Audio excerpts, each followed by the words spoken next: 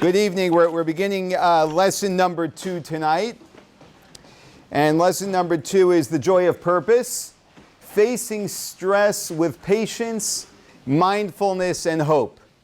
That's exactly what tonight's lesson is going to be about. How stress is a happiness killer. I don't think that we need elaboration on that. And how patience, mindfulness, and hope are 3 antidotes to stress. And we're going to discuss those and how Judaism teaches us how to exercise these 3 behaviors.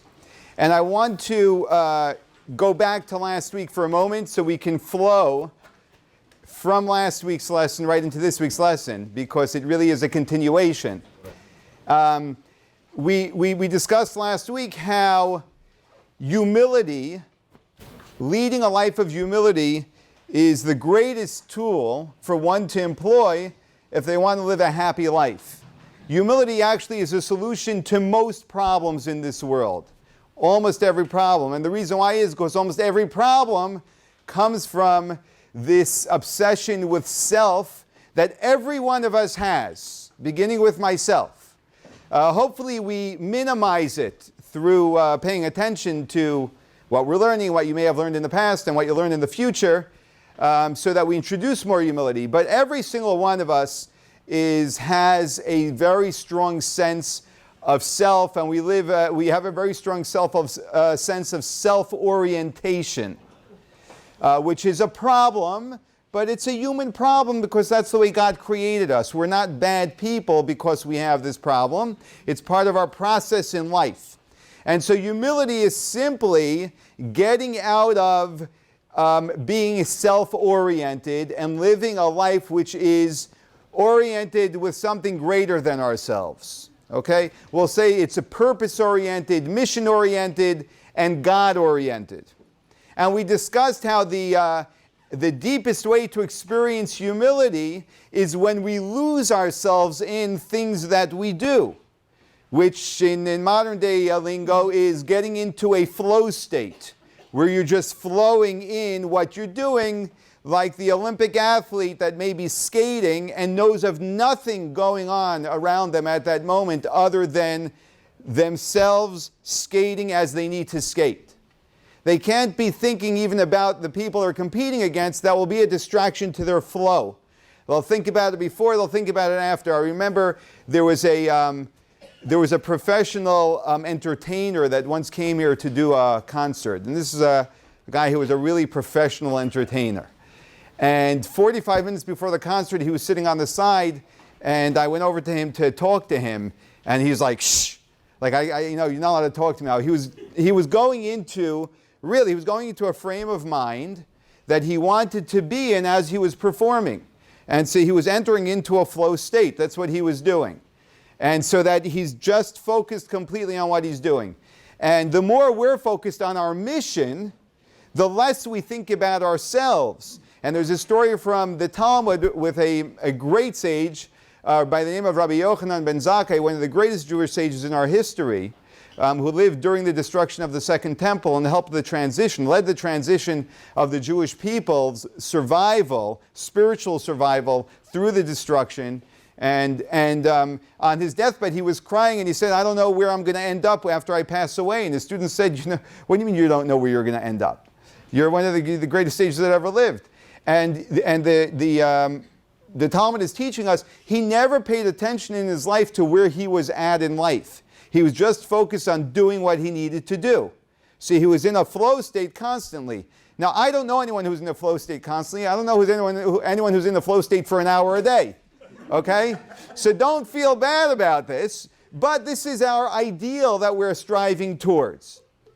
That's where we left off from last week. Okay?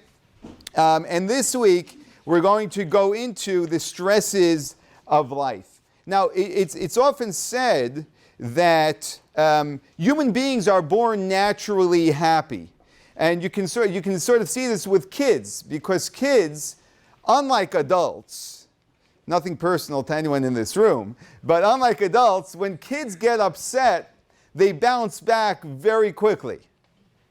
They bounce back very quickly. They can get over it and turn around very quickly, which seems to indicate, and whether it's true or not is not really relevant, but that human beings are sort of born in the happy, and then we sort of learn how to be miserable. And it's just another thing we can blame on our parents, I guess. But whatever. However we learn that, what happens actually is life gets in the way. So life gets in the way of us living a happy life. And so this lesson is going to be about dealing with life getting in the way. Because I'm sure everyone in this room can use an example from your day today where life got in the way of the way you wanted things to be, and therefore you weren't exactly as happy as you could have, should have, or would have been. And here's we have a little poem over here that sort of expresses how life could get in the way so easily. And you'll let me know if you can relate to this at all. Let's read text number 1. We'll start, if we can start with the third. Alan, can we start with you? Go ahead. Yeah. Okay. We can all continue that list for quite a while, right? I don't know if you have this experience, but like it's 5:45 a.m. and I'm tying my shoe, right? And it's pretty dark in the room because I only leave a little light on so I don't wake up my wife, and snap. So my shoelace rips. And now I got to figure out, and I don't have a backup shoelace, even though I knew for 2 months it was about to rip.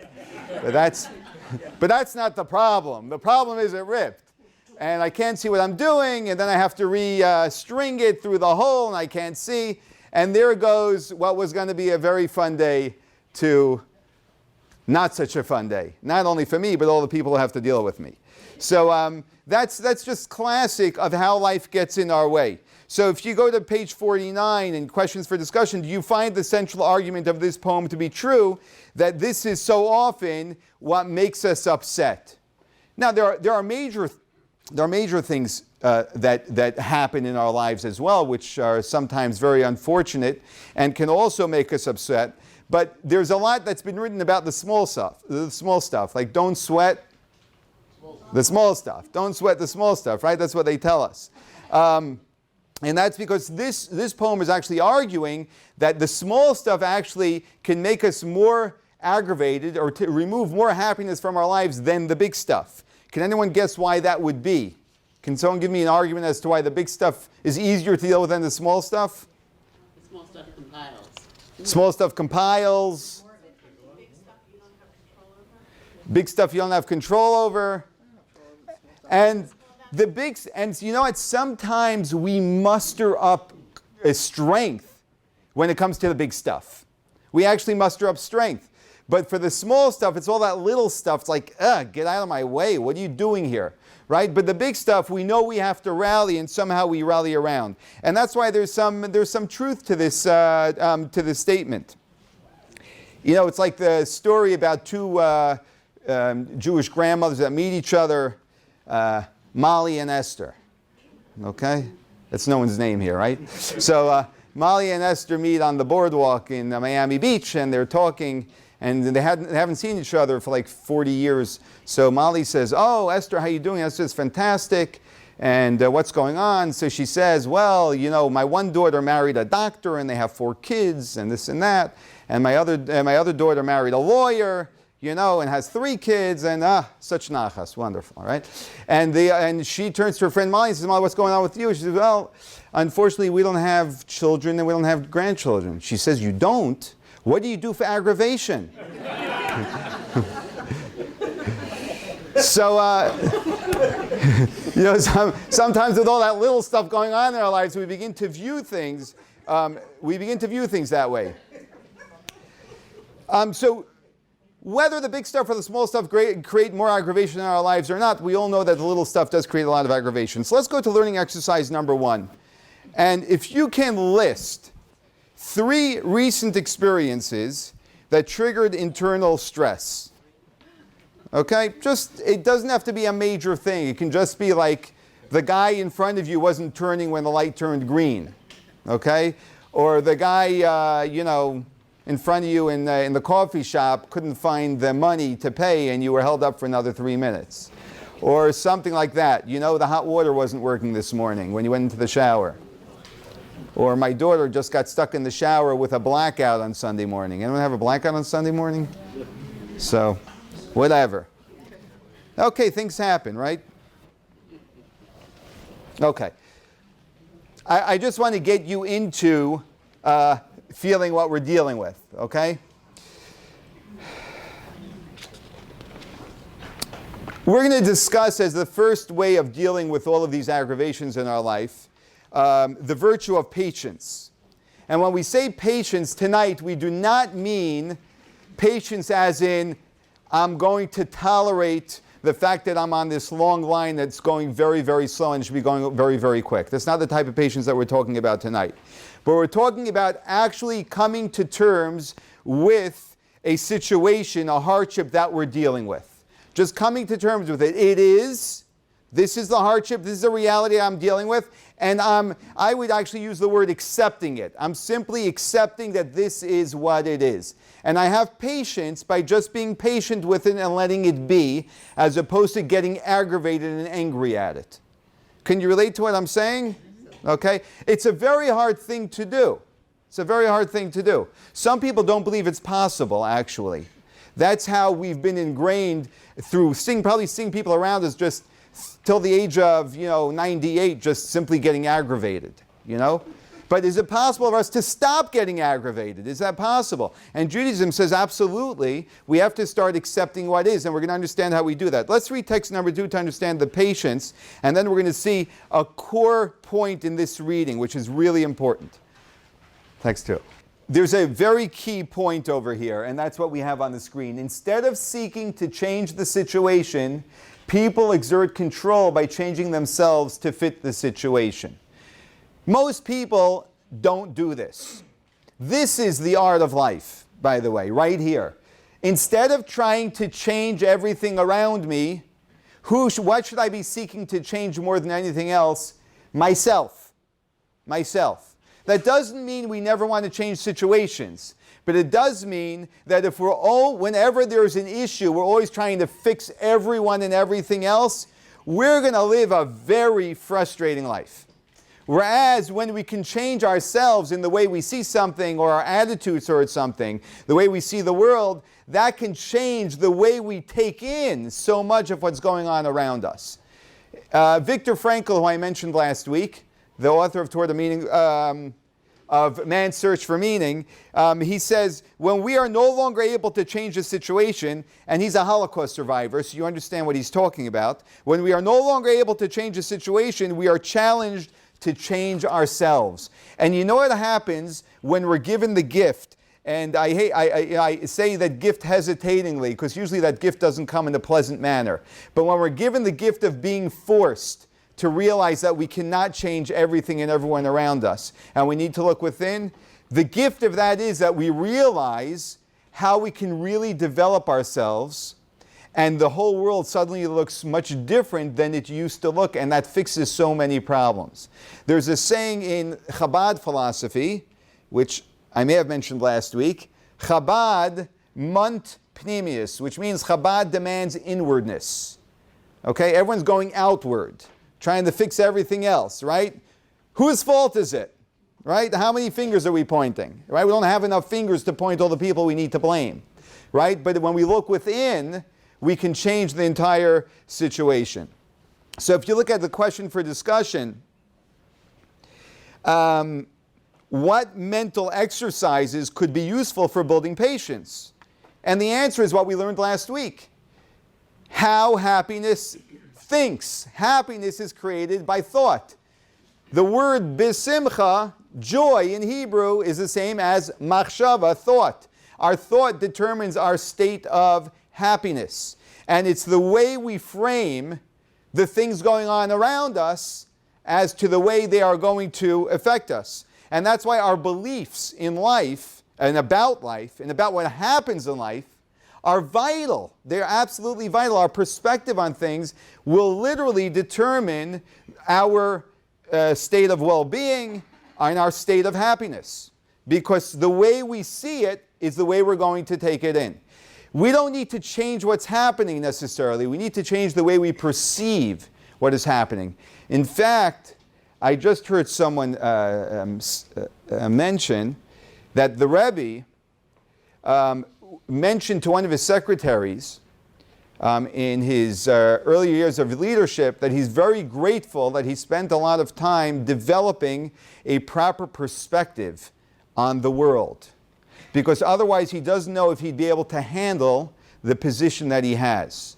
He had a world of burdens on his shoulders because he was carrying a lot of people's burdens. And the only way you can do that is if you can put things in perspective. When things are not in perspective, they start to collapse us. And if they don't collapse us, surely they're aggravating us. And we all know what aggravation is. So here's going to be our first challenge tonight, okay? In developing a perspective. And I'm sure this isn't new, but hopefully this will encourage us to continue down this road. And that is the road of faith in God. And let me explain what I mean by that, more specifically in the context of what we're doing right now.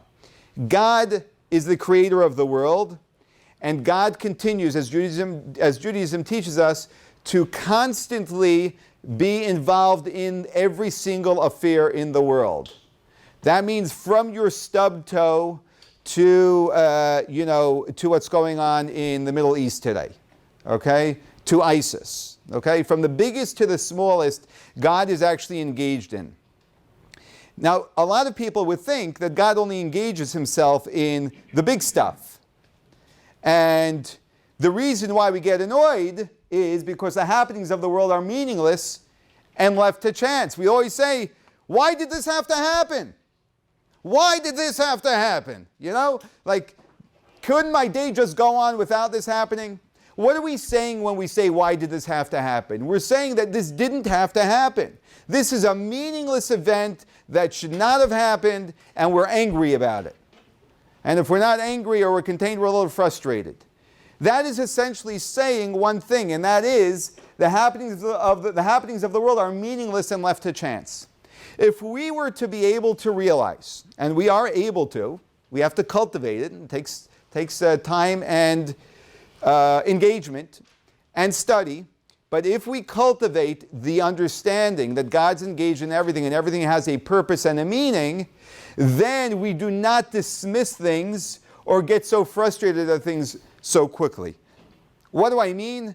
Let's read text number 3. Pay attention to text number 3, everyone. This is an important one. So the Baal Shem Tov, the founder of the Hasidic movement, he emphasizes that when we're taught that God establishes the steps of man, what we need to understand is that circumstances are never by chance. So if we find ourselves in a certain circumstance, and we always find ourselves in some circumstance or another, we have to understand that there is a reason why we are there. There's a reason. We may not want to be there. But we're not talking about what we want. We're talking about what God wants and why God has put us in that situation. So if for some reason I couldn't make the left turn, even though there was a green light, because the car in front of me decided to check out his email while the light was green, and by the time it realized it was green, I couldn't make it a light, and now I'm a few minutes late to my meeting, I have to understand there was a reason why I needed to sit there for another few moments. I may know the reason, I may never know the reason. But if I understand that God is engaged in every single thing of this universe, I know that there is a reason. And that changes my attitude towards every single thing that's going on. So my flight is canceled. We all know how frustrating that can be, right? But someone who has this faith in God takes it, takes it, this meant to be. I don't know why. I don't need to know why. I just know it's meant to be, and we're going to go with the flow. The reality is also this. The person frustrated and the person not frustrated are going to have to go through the same process, right? You're going to have to stay overnight in a hotel and take the flight in the morning, right? The difference is that one person can deal with the situation one person can't. Now, I want to emphasize that our belief was not created in order to alleviate our stresses. It just so happens that someone who has faith will live a much less stressful life. Okay, I'm sure this is going to raise some questions. So I saw any hands? Mm-hmm. Okay.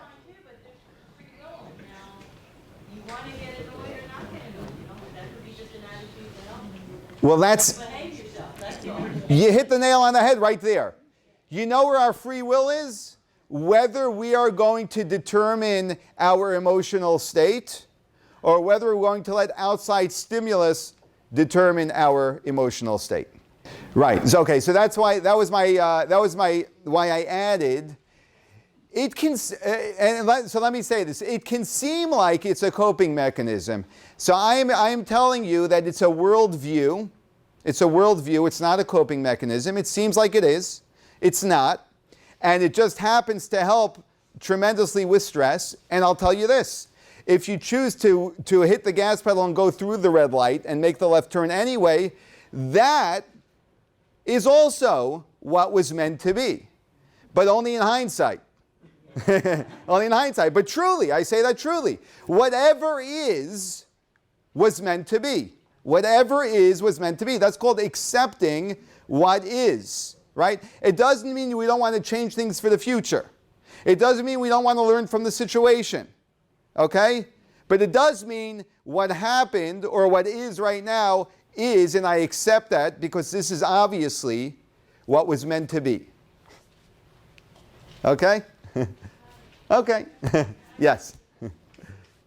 And let me just add one thing to Andrea. So yes, obviously there's a much greater context that this understanding sits in, and we're not doing a whole class on divine providence, etc. So I understand that this can be challenging learning it in an isolated fashion. I get that. Yeah. You're generally talking about things that are negative. Traffic lights, missed flights. Right. Spilled coffee. Right. Shoelaces. Right. Yeah. Yeah. When you start ignoring these negative things, you start putting them away, and away, and away. Eventually, doesn't all that crap build up and come out in the way? Yes. It definitely does. Excellent. Okay. So Roman is asking if you can ignore all this stuff, it's going to pile up, and then boom, there's going to be an explosion. It's sort of like ignoring the things that your spouse does that frustrates you, and then one day the house comes down. Right? Okay. So here's the point. This is a very good question. Pay close attention to this. If you ignore stuff or you live in denial, things will come crashing down at some point or another. If you deal with stuff by putting it into perspective, it doesn't gather. You're totally at peace with it. What we're doing is not being in denial. We're dealing with it by putting it in perspective. And the perspective is that this was meant to be, and I'm truly at peace with it. And this is truly achievable. Truly achievable. Not easy, takes time, and we maybe have to understand this in a greater context, but achievable. Okay? Let me tell you a quick anecdote that happened. In 1979, a woman by the name of Mrs. Hannah Sharfstein, she ran a Chabad Women's Convention in Detroit, Michigan. Okay? In the middle of the winter, February 1979. And at the end of the convention, right at the end, because this is God's sense of humor, God sent this enormous blizzard to ensure that no one from the convention would be able to get onto a flight and go home. And so when she wrote a report to the Rebbe about the event, she wrote that she highlighted the headache of being stuck in Detroit due to a blizzard. And so the Rebbe told the secretary to ask them, those who wrote the report, what the word stuck means.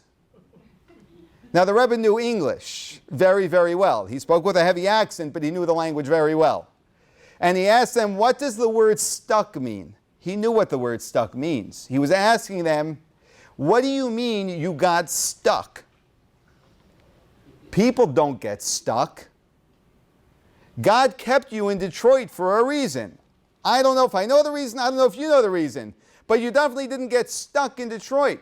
And that actually even questions the entire weekend to some extent as to the influence you left on the people if you have this attitude that randomness is what dictates your life, and that's why you're frustrated.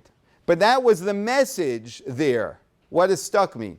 We're gonna play a video which is going to share two Hasidic stories, okay? One is going to be about a great Hasidic man who would spend many, many hours in prayer. He just had that ability to stay in meditation and prayer for many, many hours.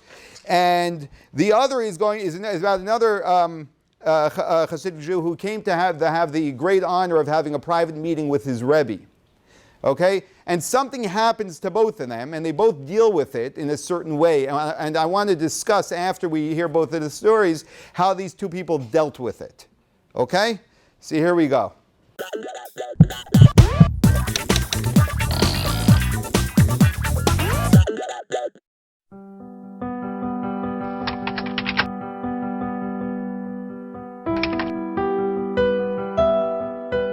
Rabbi Hillel of Parich was a master teacher of Hasidus and Jewish mysticism. When Reb Hillel traveled, his student Reb Sholem Homener would accompany him. One evening, they stopped at an inn and Reb Sholem began to pray the evening service. As part of the prayers, Hasidim often meditate deeply on the nature of God as well as undertake profound soul-searching. Reb Sholem spent so long meditating and praying that by the time he completed, the sun had risen. So, Reb Sholem began the morning service. Later that day, the innkeeper came to pray the afternoon prayers and saw that Reb Sholem was still in the middle of the morning service. The innkeeper, who was a simple villager, exclaimed, "What is it with this Jew? Yesterday he spent the whole night in prayer, and now he has prayed the whole day. I'm different. I can just say Shema Yisrael and be done with it." Obviously, this man is a simpleton. Reb Sholem had completed his prayers and overheard this remark. His mentor, Reb Hillel, later commented, "The words of the simple villager had more impact on Reb Sholem in terms of self-improvement than 3 years of me teaching him the deepest secrets of Jewish mysticism."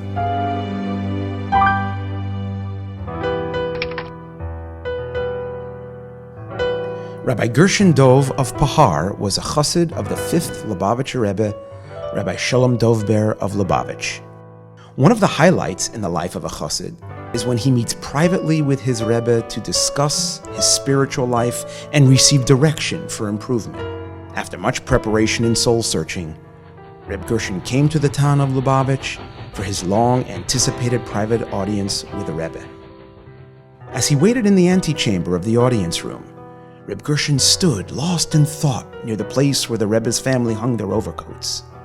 Mendel, the attendant, saw him lurking in the corner and, not knowing Reb Gershon, was suspicious that he intended to steal something. Mendel grabbed Reb Gershon and led him forcibly to the exit door.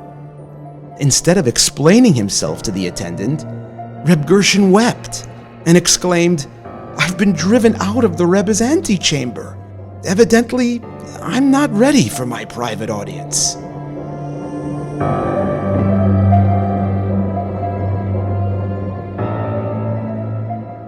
Okay, let's go to page 56, okay? And let's look at the questions for discussion. What would be the expected reaction from Reb Sholem to the innkeeper's words? The innkeeper sort of said, like, "What are you doing spending all this time? I can do the whole thing in one sentence and just say Shema Yisrael," right? So what did he think of this Reb Sholem who was praying? What did he think of him? Could he understand what he was doing? No, right? And so how would you react if you were so engaged in something and you excelled at something and someone made a comment like that to you, right? Reb Sholem actually took his words to heart as a message to him that his prayers were not as good as they should be, and therefore he should pray better than he'd been praying, right? Strange reaction. What would be the, number two, what would be the expected response from Reb Gershon Dov to the attendant's actions? He's being falsely accused. He's a well-known, very upstanding individual, a very devout man, and he's being accused of stealing. But he didn't defend himself. He took to heart the fact that circumstances were that he was accused, and he used it as a form of looking within himself and trying to see if there's any other vestige of negativity within him. What underlying belief allowed them to respond the way they did? What underlying belief allowed them to respond the way they did? Anyone? Their perspective that everything comes from God. So therefore they said, for some reason, God sent this message to me. And therefore they looked at it as a message from God. I'm going to answer your big question in a second. Okay? And here's the question. Were these Hasidim tolerating and accepting of abuse? How many of you think they were tolerating and accepting of abuse? Is that what it sounds like? Only 2 of you. How many of you think that they were not tolerating abuse? Okay, and the rest of you are just playing it safe. Okay. So, I can relate to that. I can really, I used to sit in the back of the room and just, be the observer also sometimes. So, yes, you have a question? Yes. Okay, that could be. That could be.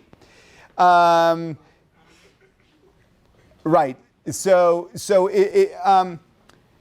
that's possible. I personally wouldn't err on that side because I would for example, if someone came over to me right now and said, Rabbi, I'm missing my pocketbook and I think you stole it, right? I would have no self-doubt that I didn't steal it, right? Tonight, tomorrow night's a different night, but tonight, I know I didn't take anyone's pocketbook, right?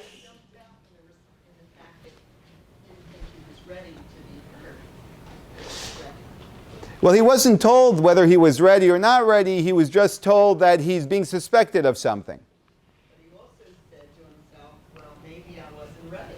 Where would he get that perspective from? Because God's sending him a message of suspicion, which he knows the suspicion is not substantial, but that he's being pushed away from the meeting through this roundabout way, and that's how he would get that perspective.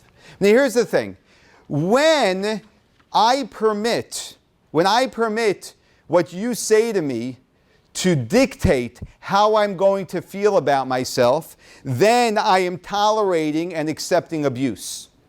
Okay? When I permit what you say about me to determine how I feel about myself, then I am accepting abuse. That would be verbal abuse, which I am accepting upon myself. However, when that's not what I'm doing, I know I'm not a thief, but I am choosing to take the words that you have said and understand them as an indirect message from God. I'm not tolerating any abuse. I am taking upon myself a message because of the perspective of the way I see things. Let me finish this concept. Let me finish this concept. Don't lose your questions. Write it down if you're going to. Let me just finish this concept so we have it thoroughly.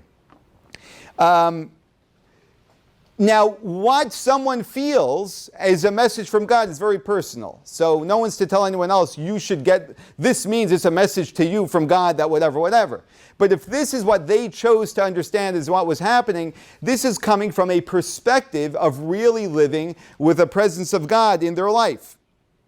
And if every single one of us sees, as the Baal Shem Tov was trying to influence, that every single one of us is really an agent of God, that God had born into this world in order to fulfill a certain mission or a certain purpose, whatever that is, which is another very good and important question, then we see everything that God puts into our life as a message, a direction for what is going on in my life and for directing me as to how I need to look at things. There was a great Hasidic master by the name of Rabbi Mendel Futterfass, who only passed, you like the names, huh?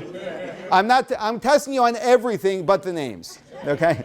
So Rabbi Mendel Futterfass, he only passed away, I don't remember, maybe 10, I don't remember exactly. No, I actually think about 20 years ago, I believe. And he sat in prison in Russia, which was a common Jewish practice. because if you were living a Jewish life, that's what you did. And he was sitting around with a group of all different types of individuals who were incarcerated because they were considered to be enemies of the state. Okay?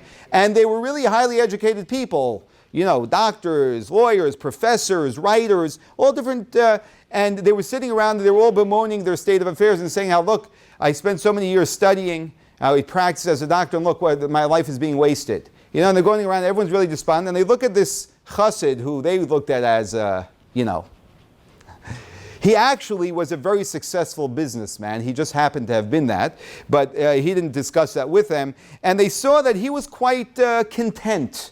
He seemed to have been happy. Not happy he was in prison, but he had a happy demeanor about him. And so they asked him, like, we're all, you know, upset over here, and why are you not so disturbed? So he said, look, your incarceration has prevented you from fulfilling your life's goals. Right? Yeah, that's why you're all upset. He said, my life's goal is to serve God. Whatever the circumstances are, I work it into the circumstances. So nothing has changed. It's a little bit more difficult. I have to be more creative, etc., but I'm still fulfilling my goal. That is actually the perspective that we can put anything going on in our lives into context, and that comes from a perspective of faith. In other words, circumstances don't limit us. Circumstances simply help us to find out what my goals should be in this context.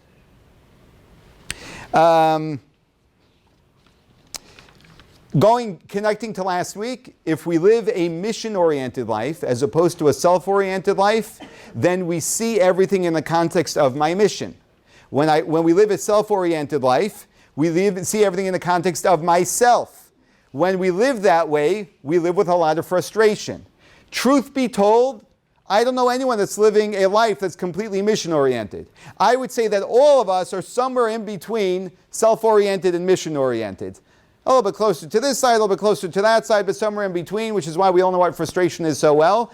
And our goal should be to move a little bit more towards mission orientation. Okay.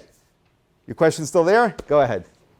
So, when you take the perspective, which I try to do in my life, sometimes the question comes out, well, how do you know if you should pursue the same thing?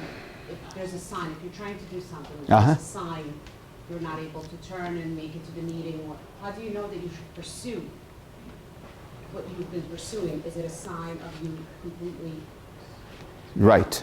be done with it, or keep going and try and be persistent in achieving? And how do you set up a mission-oriented life if you take life occurrences as signs? It's a very good question. It's a very good question. How do you know when to stop, when God's telling you to stop? How do you know when God's just putting an obstacle to see if you're going to continue pursuing it? And obviously every scenario is going to dictate a different response to that, depending on what you're pursuing. And that's the reason why it's very important for every single one of us to have a good friend and a mentor. Okay? I would say a Jewish mentor guided by the Torah. Okay, because otherwise you're not going to have this mission-oriented perspective, this God-oriented perspective. But the reason why is because a friend is objective and can really see what's going on and why you're really pulling back or insisting on going forward. They can also see objectively where this mission that you're on is coming from. Is it coming from a mission-oriented place, or is it coming from a self-oriented place? And a mentor can also evaluate the values of how important certain things are. Do you see what I'm saying? So everything has to be assessed individually. But a few minutes ago you said that you can't really take somebody's, word for it. Like when you said, what did I say? you want to know if it's a sign for you or not. Earlier we were No, what I was saying is no one can dictate to you. But you are seeking advice from people that you look up to, who you feel have a good perspective to help you. Ultimately, you own your life and you take responsibility for that, right? But you help them in guidance and then you choose what you're going to do. Okay, because we all need outside advice. Yeah. Looking at these stories, it's like everything else, basically agreeing with what you're saying. What I wanted to say before was that you have to understand the frame of reference of where these people are coming from. And so to to them it was, they didn't look as abusive behavior because where the source of all the action behavior came from Hashem, and that was it.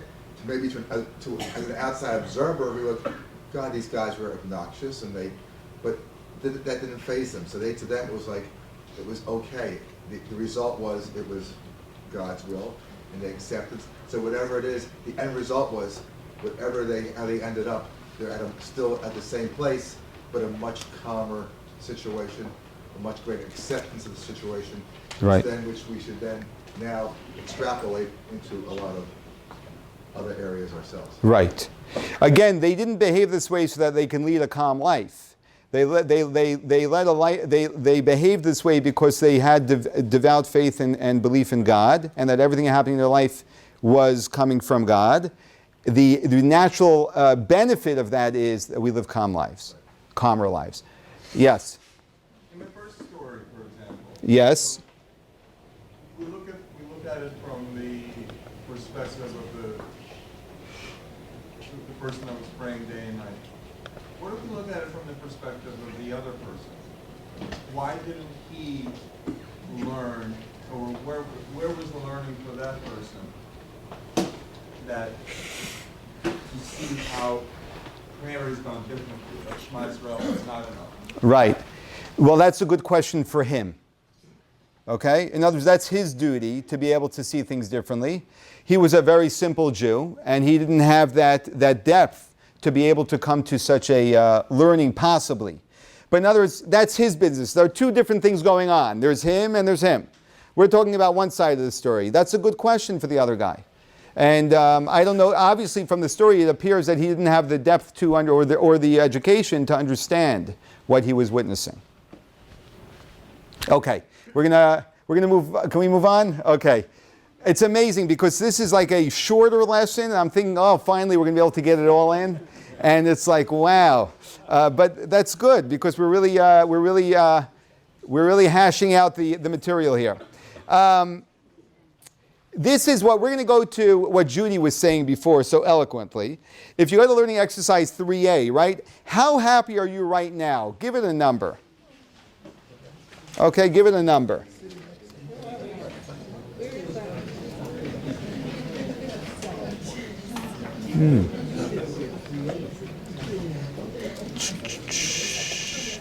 Let me see what's going to happen.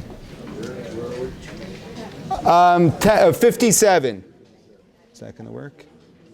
Oh, it's working. Huh, this is from last week or something? How did people give me answers to this? Okay. Okay, everyone, pull out your phones quick. We're going to do something fun. We already did it. Oh, how'd you do it? I just did it. Oh, you guys did it that quick. Got 4 responses already. How realistic do you think it is for one to make their life more mission-oriented and less self-oriented? The phone number you're texting to is 37607. And if it's very realistic, you put in this number, 309-655, realistic, 65. You got it? Okay, you just text that number. Let's see if we can get that done. We want to see 40 responses. Okay, you're texting phone number, text to phone number 37607. That's it, 5 numbers, 37607. And your answer, for your answer, type in one of these 4 codes. Very realistic is winning. Ooh. Oh. Text to phone number 37607. Text to phone number 37607. And you want to text the code number here that matches with the answer you're choosing. So the code numbers are really big. They all start with, the top one starts 309-6555. Is anyone doing this? Come on. Keep it moving. Keep it moving. I will teach you how to text message. You can text for your mom. Okay. I can do what you can. That's right. By the way, I have no idea. It's all anonymous, so you can, So when you have the thing like, how well did the teacher do tonight, you can do the lousy. It's fine. I won't know it was you.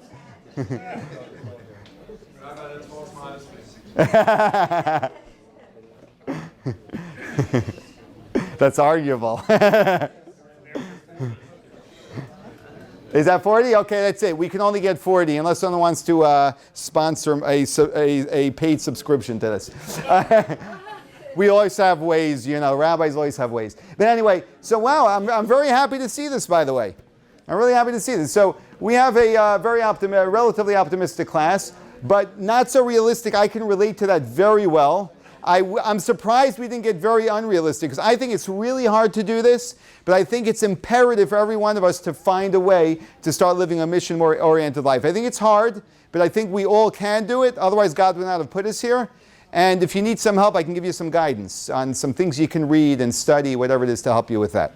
Okay, so going back to page 57, learning exercise 3A, how happy are you now? Now think of all of the things you have to do tomorrow, okay? And now how happy are you? Okay? Did your numbers go down? Yes. Okay, that's the point. Okay, so the point is that when we think of everything that's going on in our lives, we know that it's very, very hard for us to maintain a happy life, because in Hebrew we call it pizur hanefesh. In English we call it I'm scattered. You ever hear that one? I'm scattered. That just means like you're all over the place because 5 people just called you at the same time and 8 things need to be done and there are only 3 hours left of the day. Okay? We all know what that's like. And that's the reason why there's a very important value, which I mentioned earlier in class, and that is for a Jew to be a panimi. A panimi means an inward person. That means to be inward, work from within yourself, and it also means to be within whatever you are doing. In English, we call that mindfulness. Okay? But Hasidic philosophy had its way before mindfulness woke up. There was a time when the 5th Lubavitcher Rebbe, who lived in Russia, he in the early 1900s, he's noticed by his Hasidic gatherings, he would give talks, and then they would sing Hasidic songs in between his talks. And he noticed that the Hasidim were really there because they wanted to hear what he had to say. When it came to the songs, whatever, they weren't so into it.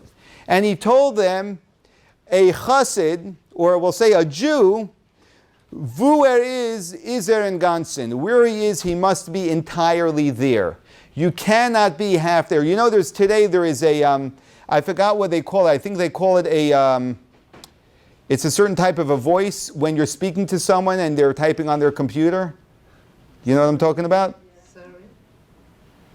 No, what I'm talking about actually is when you're talking on the phone to someone, they're talking back to you, but you know that their mind is on the work that they're doing, It's a what? They think they're multitasking, but they're multi-nothing because they're neither here nor there, as we say, right? So, and you're like, hello, are you there? And what did you say? What did you say? Right? Because they're not completely there. There was actually an incident in 1970 where the Rebbe was talking at a Hasidic gathering, and he saw that there were many guests from Israel who were taking a flight back that day, and they were very nervous. They kept on looking at the clocks. They were very concerned they're going to miss their flight. And so the Rebbe shared at that time a story with his father-in-law, that his father-in-law was living at that time in Leningrad. His father-in-law was under the very watchful eye of the communists because he was anti-government, because he believed in Judaism. And they were actually, he already had got information that they were losing patience with him. And he was taking a train within the hour to Moscow, which was then the capital. And if he's going to Moscow, that's not a wise thing for him to do, but he was doing it because of his mission. And he would have many watchful eyes on him, and this was a very nerve-wracking trip, obviously, because we're not talking games here, we're talking life and death, okay? But he was determined. When the Rebbe walked into his father-in-law's office within the hour before the trip, he saw his father-in-law sitting in an extremely calm state. And he was amazed, and he said, to such an extent, how are you calm knowing all the watchful eyes on you now and what you're about to do? And so he explained to him the concept in text number 5. Let's read text 5. there is a concept called success in time. What does this mean? We cannot add actual time to the length of the day or night. But within the unalterable constraints of time, we can make the fullest use of it and utilize it to the maximum. In order to do so, we need to adopt the habit that when engaged in a particular activity, nothing else exists. Anything that is not pertinent to the matter now at hand, whether it is something that we have previously done or that we need to do later, should be considered as if it does not exist. All we have is the present moment. But because this moment, brief as it is, will be free of all irrelevant thoughts and matters about the past or future, we will have the ability to fully utilize that moment. This is success in time. Success in time essentially is being in the moment and not being distracted by other things going on around you. Why is this so important? Why is this such a Jewish concept? Because you cannot engage in your mission and be mission-oriented if you can't get into your mission and be present with what it is that you're trying to achieve. And this actually, in contrast to many meditation centers that will teach you when you meditate to do what? Clear your mind. Judaism teaches us never to clear our mind, but actually to fill our mind with something that we want to focus on. And that is called mindfulness, to take what it is that you're working on, put that in the moment, and this is what I'm doing now and nothing else. And I struggle with this a lot, and I believe it's one of my biggest struggles. And in fact, just before I came here tonight, I was doing homework with one of my kids, and another one interrupted me because they wanted to ask me something. And something I don't always do, I'm happy I did, is I asked her to wait until I finished what I was doing with my first child. Sometimes I like to be the Mr. Macho who does everything at once. And you end up doing a little bit of nothing at once. A lot of nothing at once, I mean. So, and that is really what mindfulness is. No interruptions. This is what we're doing until we get this done, and then we're going to do the next thing. Because then you do something completely and much more thoroughly. Now, this is a very important point that many people don't accept, okay? And it touches on what Andrea actually said before. And that is that we do have a choice to think about what we think about. Nothing forces me to think a certain way, and nothing forces me to feel a certain way. Unless I let, as I said before, outside things determine, unless I permit outside things to determine how I'm going to feel or how I'm going to think. There's a well-known Hasidic story where a follower of the Maggid of Mizrich, just another name out there for you, complained that he couldn't control his thoughts. And so he said, well, why don't you travel to my student, Reb Zev Wolf of Zhitomir. I knew you wanted to hear that.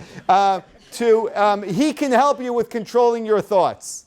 And so it was late in the day, and this man went and traveled to Reb Zev Wolf of Zhitomir, and he comes at night to his house, and he knocks on the door, and he sees lights on, your candle's lit, but no one's answering. He pounds, and he spends a couple of hours knocking, and no one answers the door, and he ends up literally going to sleep on the doorstep. In the morning, this Reb Zev of Zhitomir opens up the door, and he says, you didn't hear me knocking? Why didn't you open up the door? And he told him, you see, I'm the master of my house. The only people that come in are the people that I let in. And when he heard that, he got the answer as to how one controls their thoughts. It doesn't make it any easier, but it does emphasize that we determine what we think about. It's not easy, but it's doable.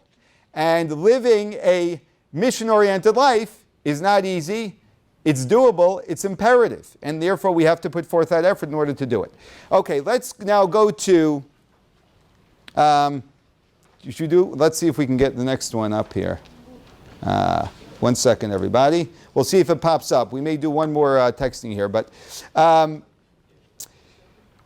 we're now on page 60, okay? There's another major human syndrome, which I'm sure every one of us can relate to, and that is we all worry.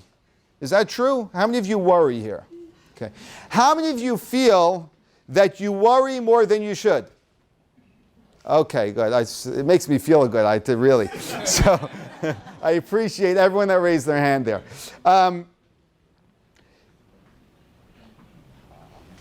We worry about an enormous amount of things. What should we do about our worries? So the Talmud actually gives us a piece of advice. Text 6a. A worry in a person's heart, cast it away. Okay. So it says, a worry in a person's heart, what should you do? Cast it away. Okay? What's interesting is, if you look up here, you see the second, this is the same word, okay? They're writing it twice.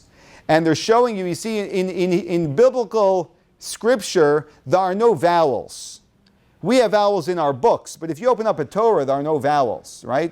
And therefore, it permits very often a word to be read in multiple ways. There is the literal way to read it, but because it has the possibility of being read other ways, there are other meanings that that verse will lend itself to. So here you have this word, daga belev, a worry in one's heart, belevishin, a worry in one man's heart, yasichena, is normally the way it's written. Yasichena means cast it away. Yaschena means cast it away. Yasichena means to talk it out, to speak about it. And so this is actually, the Talmud tells us that there are two meanings to this. Either it means, it's telling us when you have a worry, throw it away, just get rid of it, right? Which Roman would have a big issue with, because if you get rid of your worries, so they're going to pile up. That's a big problem, just to get rid of your worries. If you're not putting them in perspective, you're creating a problem. And the other interpretation is speak about it with others, okay? So how many of you can relate to speaking about a worry with another person helping? Can you relate to that? Yeah, it's a great thing, and I think it's pretty easy to relate to. The friend may provide advice that will solve the problem, right? That's one great thing about speaking it over. Another is speaking about the issue provides more clarity to you. You know, the best advice I've given, the best advice I've given? When people told me their problems, they spoke it all out and I listened, and then they hugged me and thanked me so much for the advice. Now, you know what actually happened was, that's actually a lot harder than giving advice. Listening is harder than giving advice. For some reason, humans have a very hard time listening. It comes from our self-orientation. There's no self in listening. There's only self in speaking, so we like to speak. But in mission orientation, listening is very, very important. And what happens when we talk something out, it's like when I teach a class. I get ideas when I'm teaching that I don't get when I'm preparing. Because when you're speaking something out, you understand it better. We speak it out, suddenly we find answers on our own. And lastly, the bonding with another person itself mitigates the stress. When you have someone who's a true friend who listens to you, you have support. And that actually alleviates the stress that you have of carrying this all alone. So there's a lot of benefit to speaking it out with another person. Interestingly, there was once a Jew that came to the Tzemach Tzedek. You're waiting for another name, right? The third Lubavitcher Rebbe, okay? And he asked him, he was worried about his health and financial situation. Classic serious issues that I'm sure a bunch of us unfortunately may be dealing with, okay? And he took the advice of the Talmud, speak it over with someone. So he decided he's going to speak it over with his Rebbe. There's no greater person to get advice from than his Rebbe. And so he wrote a letter to him with all of his worries. And here's what the Tzemach Tzedek responded to him. Text number 7. Okay. See, he said, just get rid of the worry. Just get rid of it. Stop thinking about it, right? There's a little problem with this piece of advice. Just a little problem. If I were to tell every single one of you, okay, in the next 60 seconds, don't think about a pink elephant. Okay? I mean, you never think about a pink elephant anyway, so just don't think about a pink elephant, okay? In the next minute, there was a psychology professor by the name of Daniel Wegner who did this experiment where he told people not to think about something, and he found that statistically, the people thought about it at least, he gave them 5-minute segment and said for the next 5 minutes, just 5 minutes, don't think about it. And he found that they thought about it at least once a minute. Because when you tell someone not to think about it, that only emphasizes their thought process into thinking about it. And so the Tzemach Tzedek knew this, although Dr. Wegner just figured it out a few years ago. So he wrote in text number 9 in continuation in his letter. Let's read text 9. Okay, so what he tells him to do is going back to the concept of meditation, don't empty your mind of the worry, replace it with another constructive thought. Because an empty mind is always going to draw in.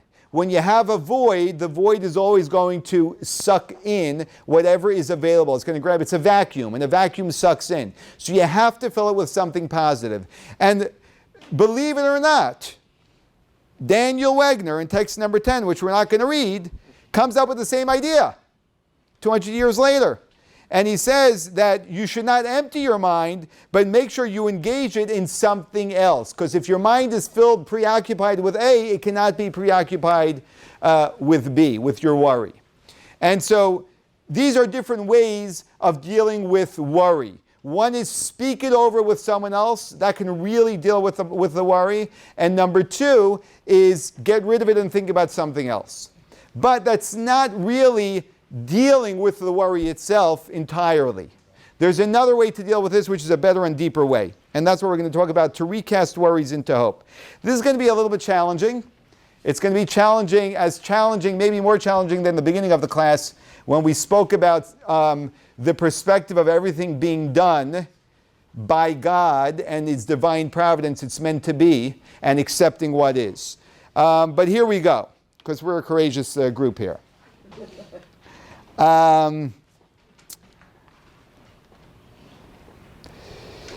Okay. Let's go to page 64. Is that where you are? Yes. What's the difference between belief and trust? Elections are coming up, right? Tomorrow, right? Okay. I'm not getting political, don't worry. This is an apolitical class. So please don't lose yourself, okay? No inappropriate comments here. However, right? We all know of many countries, and we believe that they have governments, right? We believe that they have governments running the country, because that is in fact the case. But many people don't trust the governments running of the country, right? So belief and trust, there's a huge gap between believing something and trusting something. I want to apply this to God, okay? We can believe in God. We can trust in God. The vast gap between believing in God and trusting in God is enormous. If you ask most people in the world today, most people do believe in God. Is there a God? Yes. Okay, they believe in God. What commitment is involved, or what effort, I should say, is involved in believing in God?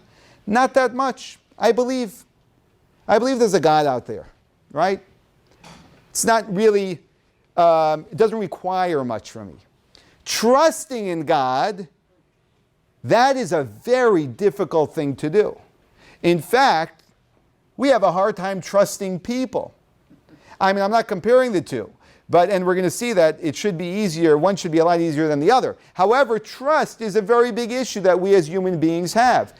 That requires the commitment and the ability to stand by something where we feel insecure, but because we trust it, and we feel secure. Right? It's like that, I shared many times, that leap of faith that I once did on this obstacle course where I had to jump into into free air. I just had this harness attached to me with a cable, but I had to just jump from 3 stories up, right? And I was terrified. And I'm not an upside down roller coaster guy, so this wasn't for me. But without going into the whole story, I jumped because I had to jump, we'll say. My ego was on the line. That's a lot, okay? So I jumped, and that was the biggest release of energy I ever had in my life, right? I was so scared. You know why I was scared?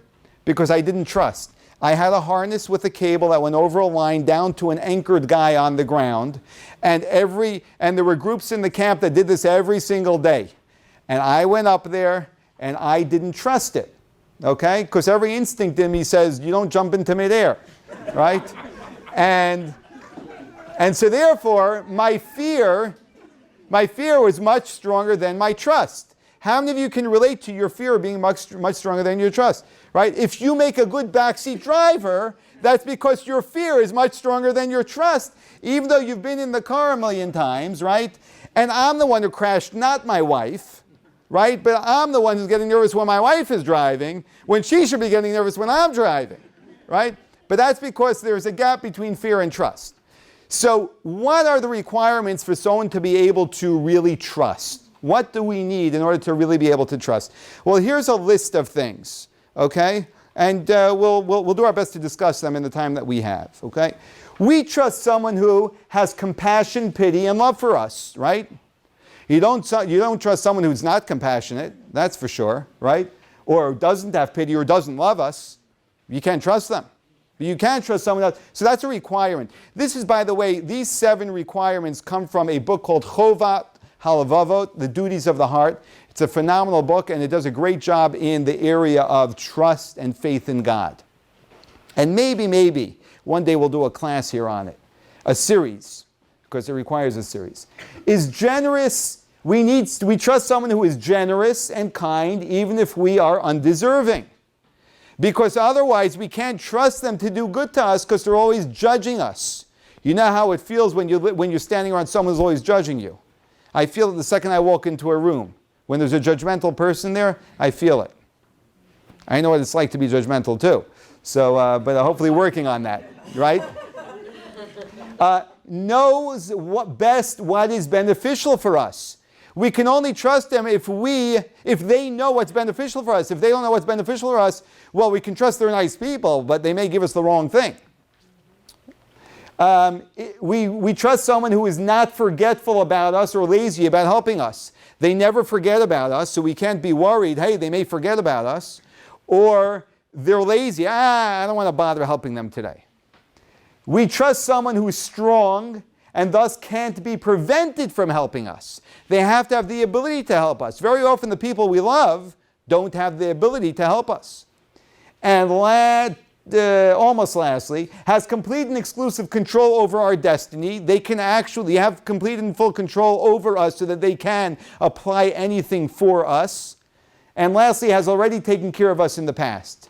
Because they've already taken care of us in the past, we trust them because we built a credibility of relationship with them. Who has all of these qualities? Your spouse? No. Your parents? No. Are your parents strong enough that they can so they can't be prevented from helping us? No, sometimes they're not. They can't help us. We trust someone who is strong and thus can't be prevented from helping us. Sometimes our parents wish they can help us, but they can't, right? Sometimes our parents may be forgetful.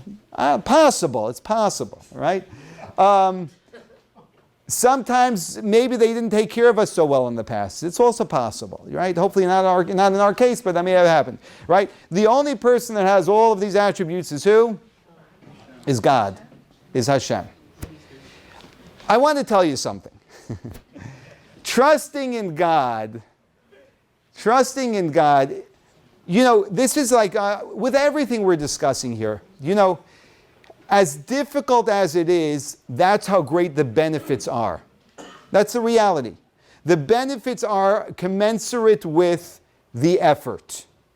Okay, there's a Jewish teaching, Lefum Tzara Agra, based on effort, that's the reward. The harder something is, the greater the reward is. Trusting in God is a very, very hard thing. It's a very hard thing, okay? So many people don't even begin the journey of trying to trust in God. They just believe in God. You know, okay, there's a God out there, yeah, and that's it. But the power of living a life of trust in God is unbelievable. You can walk in places that most men have never walked. And when I say men, I don't mean males. I mean most humans have never walked. You can walk in places that most people have never walked if you trust in God. Because you are able to let go. It's like there's a quote we had from some, this is in the worry business, and we're talking about dealing with the worry through trust. Some actor once said when he got off of a plane, they asked him how he enjoyed his flight, and he said, "I'm exhausted from keeping the plane in the air with my worrying." You know? Yeah, I hear the truth in that laugh, right? Because we're all, we all sit there holding on so tight, worrying as if that's going to save the day, right? And we don't need to worry. It makes absolutely no difference whether we're going to worry or not, other than us having an anxiety attack, right? It's not making any difference. We can go into this and trust if we learn to actually trust. God has every attribute that one would need in order to trust. Now, it is true that God will do things that we are not happy about, or they are not pleasant for us. They're not. They can be very unpleasant for us, and we've all had many of those things happen in our life. And however, when we trust that God is omniscient, He knows everything, and there's a purpose to everything God is doing, then we understand that there is a reason why everything is happening. We still pray to God never to do things which are uncomfortable for us. So for whatever reason a negative thing is being done to achieve something, we ask God, do it without the negativity. And God can do it that way, and sometimes He does. However, after it's happened, it is, and when we trust, we can trust, and that gives us the ability to handle everything going on in our lives. Now, granted, there are certain enormous things that go on in certain people's lives, and probably at some point in everyone's life, which is very, very challenging. But staying away from those enormous things, although trust helps those things tremendously, trust helps every aspect of our life. And we can put everything into a perspective where we can carry it. It doesn't take away the pain, but it does give us the shoulders in order to be able to carry it. And, think of it this way. And this is something I think we as humans have a very hard time with. And I think this is a very important point. Take a 5-year-old and try and explain to him Einstein's theory of relativity. Right? Right? You can't really explain it to a 5-year-old child, right? Now, the scientist is a human being. Einstein was a human being. The child is a human being. They both live in the same universe. They both have minds to think, right? They are both in relation to each other. They're both humans. They're both intellectual, etc. But the 5-year-old cannot understand Einstein, and he doesn't. We understand that the 5-year-old can't understand Einstein because he just doesn't have the capacity. And we may even understand that we can't understand Einstein's theory because we just don't have that capacity. Okay, that may be the case. I don't know. I don't understand the theory, right? But my theory of relativity is that when I go outside, I'm going to feel very cold because it's warm in here and it's colder outside. So that's the extent of my theory of relativity. So. Surely then, and this is hard for us to accept, however, surely then, when we're talking about an infinite God and a finite, limited human being, surely I cannot understand God. We have two roads that we can take, and this is essentially what we take. Some people take the road of saying, I need to understand everything, and if I can't understand it, it can't be. Okay? That's the road some people take. I have comments about that road, but I'm just going to reserve those comments for now. Okay? But think about those comments and where those comments are coming from, right? That means that if I don't understand it, it doesn't make sense or it can't be. I understand, or the other path is I understand that I have a comprehension. I'm a very intelligent person. I understand a lot, but as much as I understand, there's an infinite amount that I don't understand. And God being an infinite being, there's a lot going on out there that's way beyond me. And you know what I need to do when I enter into that realm? When I step into that space of not understanding, the only way I can step into that space, which is a much greater space than my life of understanding, is with trust. That's the only way I can go there. And if I don't develop this trust, I'm depriving myself. It's literally like creating a little box that I'm going to stay in. And a lot of people create that box. And every time you try and push them a little bit out of that box, you know what they do? In modern day English, they freak out. That's what they do. Because they can't deal with anything outside of their safety. And trust is being able to go outside of your safety, and it's empowering, and it's unbelievable, and it takes away most of our worries. That's what it does. And it comes from a faith in God. Let's hold it there, please. Let's read text number 11. I was just sitting with a young man who's starting out his career, okay, and his life. And he's worried. He's worried, right? He's worried about what's going to happen and if things are going to work out. And he's doing quite well. But he's worried because you can always be worried. There's always something to worry about, you know? Thank God. There's always something to worry about. So he's worried, right? And not only is he worried, his parents are worried also. They're worrying for him too. And his future in-laws are worrying for him. So it's one big worried family, right? And I mean, we're laughing, but it's so normal, right? It's so normal. And I was trying to tell him, look, you went to school, you have an education, you got a job. Are you doing everything you can do? Yeah. Okay. You have a job and you're making money? Yeah. I said, accept what is going on in your life and trust that everything's going to work out, and as long as you put forth everything you can do. And we had just said the grace after meals at my table. And at the end, the last words in the grace after meals is, Baruch HaGever Asher Yiftach BaHashem V'Haya Hashem Yiftacho. Blessed is the man who trusts in God, and God will be his guarantor. All you need to do is trust. And God says, you trust in me, I'm going to be there for you. This is fundamental to being a Jew, being able to let go and trust. And if you don't believe me, there's a study for it. The studies are catching up to all of this, so it's great. Okay?